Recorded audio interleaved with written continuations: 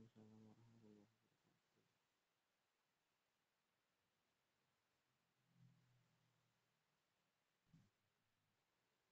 Waalaikumsalam warahmatullahi wabarakatuh.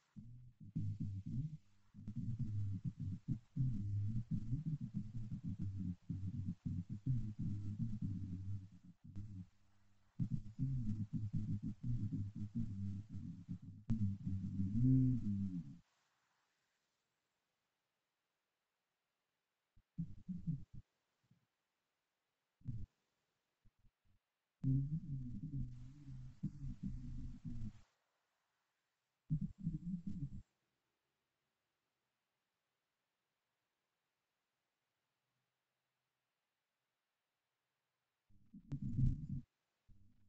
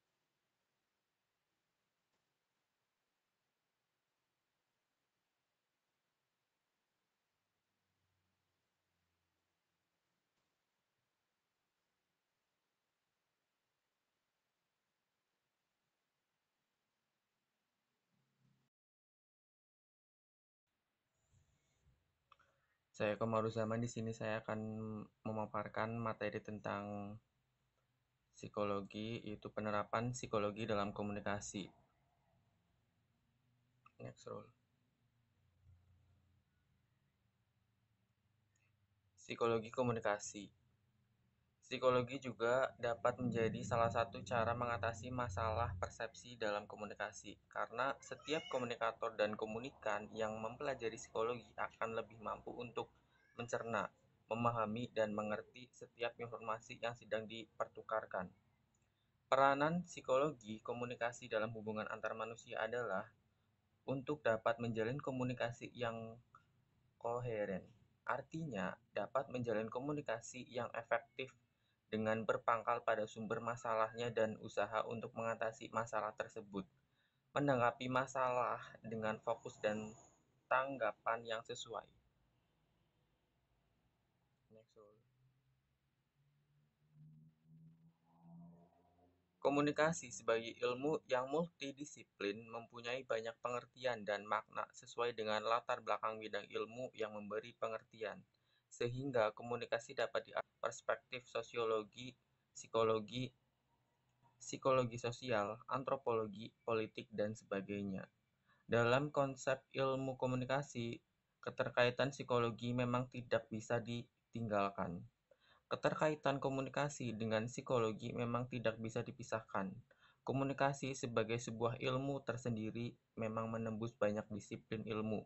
Bagaimanapun, komunikasi merupakan bagian yang esensial buat pertumbuhan kepribadian manusia, dan komunikasi amat erat kaitannya dengan perilaku dan pengalaman kesadaran manusia. Next roll.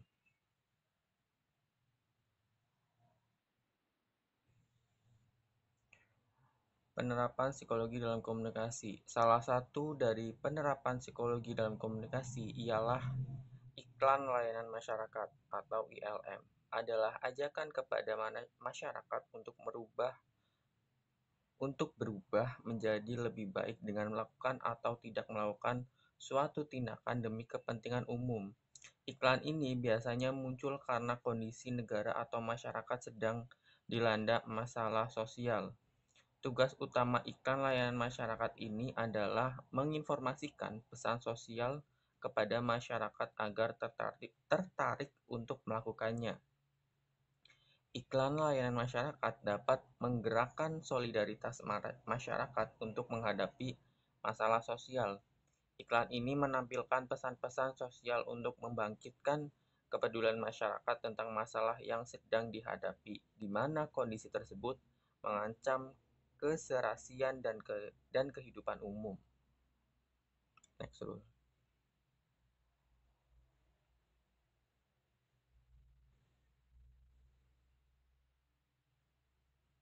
Next rule.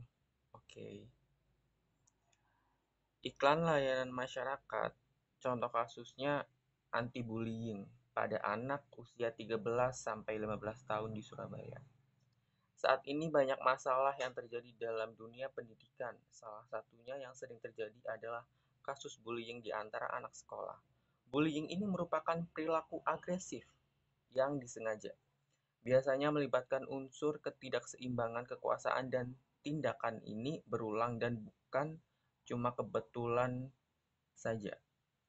Macam-macam tindakan bully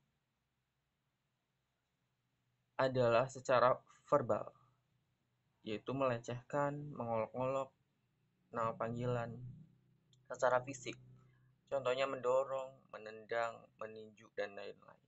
Dan secara relasional, contohnya menyebarkan rumor, penolakan sosial, pengucilan, dan lain-lain.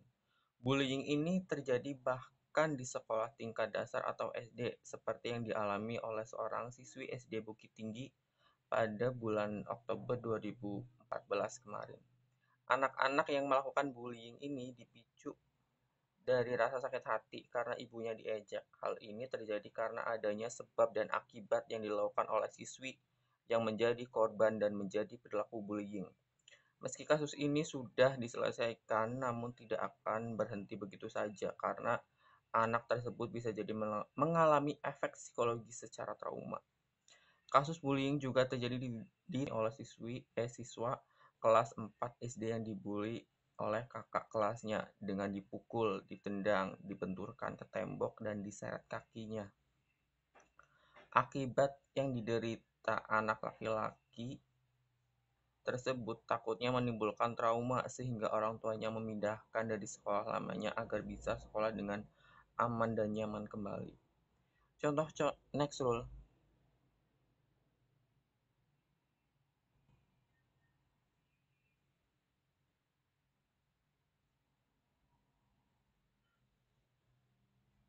Next rule.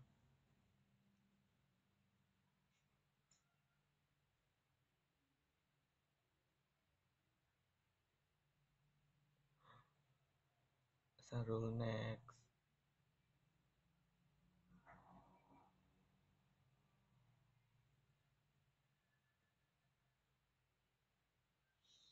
Contoh-contoh kasus seperti ini juga membuat para orang tua menjadi gelisah tentang pergaulan anaknya. Apalagi bullying yang sering terjadi di tempat di mana seharusnya menjadi tempat belajar dan berkembang, yaitu sekolah. Sekolah yang seharusnya tempat untuk bersosialisasi dan pembentukan karakter serta pola pikir malah menjadi tempat yang menakutkan bagi anak. Parahnya lagi, bullying juga tidak hanya antar teman tetapi antar siswa dan guru. Terkadang dengan alasan karena agar anak tersebut disiplin, guru melakukan tindakan yang sebenarnya membuli. Namun karena masyarakat merasa sudah biasa atau maklum sehingga dibiarkan begitu saja. Bullying juga bisa terjadi di antara orang tua dan anak. Contoh sederhananya adalah orang tua menuntut anak untuk mendapat nilai yang bagus pada saat ujian sehingga anak akan merasa tertekan dan belajar terus agar orang tuanya tidak marah. Bullying banyak terjadi pada anak SMP, yaitu sekitar usia 13-15 tahun. Namun karena sekarang perkembangan anak lebih cepat sehingga anak SD tingkat akhir sudah mulai melakukan bullying juga. Namun yang paling parah memang pada saat tingkat SMP karena pada usia tersebut anak merasa teman lebih penting daripada orang tua. Jadi lebih percaya teman daripada orang tua. Hal ini terjadi mungkin karena tayangan televisi dan lingkungan anak tersebut berkembang. Kasus bullying ini terjadi secara terus-menerus berkelanjutan yang menjadi siklus yang tidak akan habis bila tidak ada kesadaran dari semua pihak. Oleh karena itu perlu adanya iklan layanan masyarakat yang mengedukasi masyarakat dengan target audien yaitu orang tua anak-anak usia 13-15 tahun agar tidak lagi terjadi bullying di antara mereka dan mengetahui gejalanya. Next rule.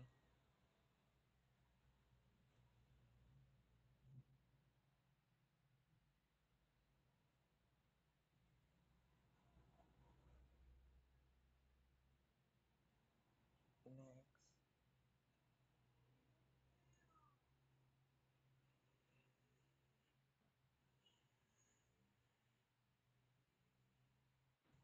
Sarul next.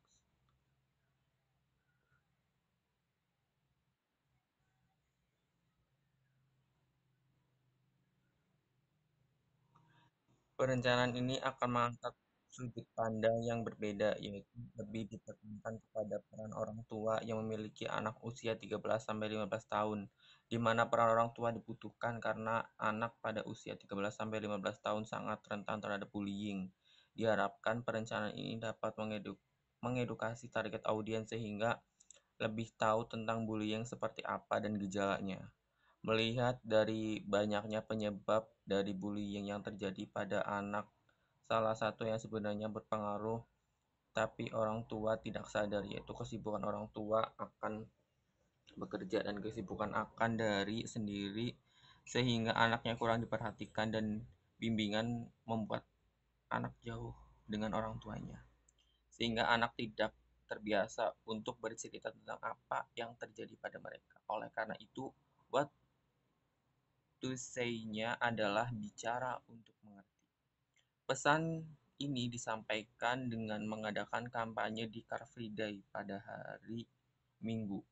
Di sana akan ada sebuah box yang akan menjadi media untuk kampanye ini. Kampanye ini merupakan kampanye yang ingin mengajak para orang tua untuk berinisiatif mengajak bicara anak mereka agar mengerti apa yang terjadi pada mereka. Oke, next rule.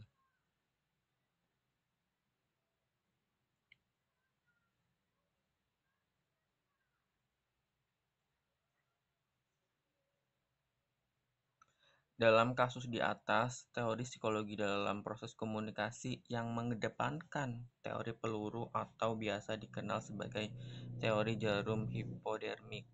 Next rule.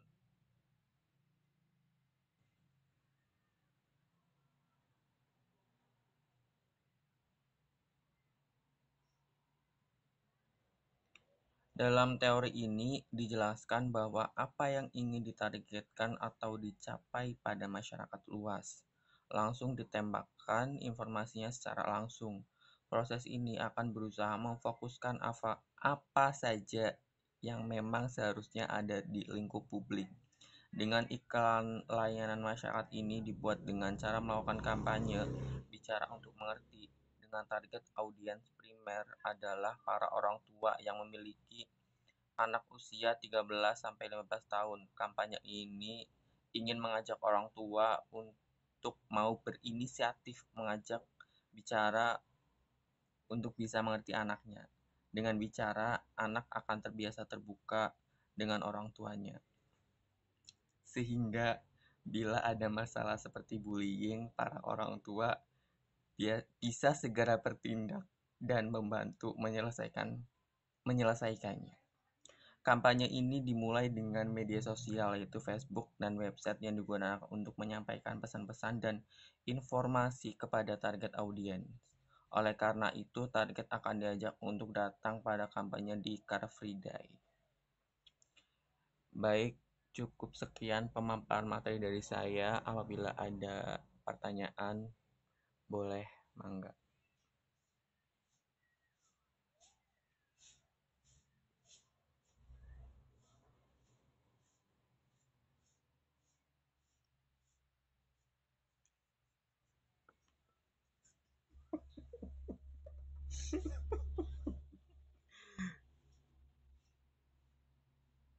Udah aja yuk.